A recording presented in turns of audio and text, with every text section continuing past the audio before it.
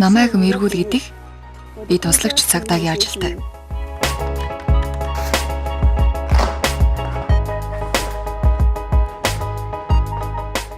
Хажуугаар нь би бас WeChat-аар бизнес хийдэг. Би хөдөө өссөн учраас гоёж кодох дурггүй.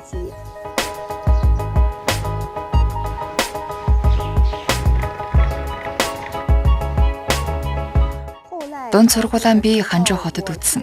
Ажилдаа гарч буй хүмүүс миний хажуугаар өнгөрхий хараад тэдний өмсөж юусэн маш сайхан харагдаж байсан. Тэд өөрийнхөө амьдарч чадаж байна гэж боддог байсан.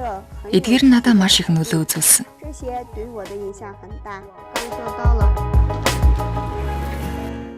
Тийм учраас би одоо өөрийнхөө гоо сайханд их анхаардаг болсон.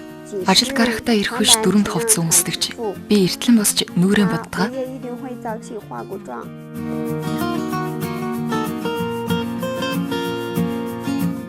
Ажлаас нь тараад би шүлтэй гурал хийж иддэг. Хамгийн дуртай хоолоо идэж, бүтэн өдрийн алжаалан тайлдаг.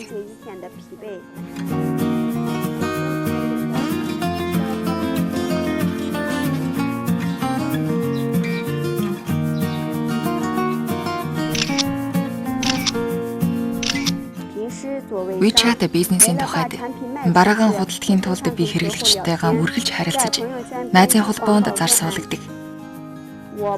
Би Шинжааныхаа бараа зархаас гадна хотын зарим өвөрмөц онцлогтой бараагч зардаг. Хэрэглэгчид маань газар газрын хүмүүс байдаг.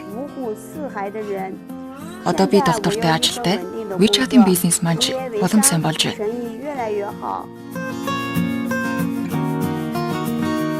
Хожим би өөрөө их сургуульд шалгуулах санаатай байна. Өөрийнхөө боловсролыг дээшлүүлж, хүснээрээ амьдрья гэж бодож байна.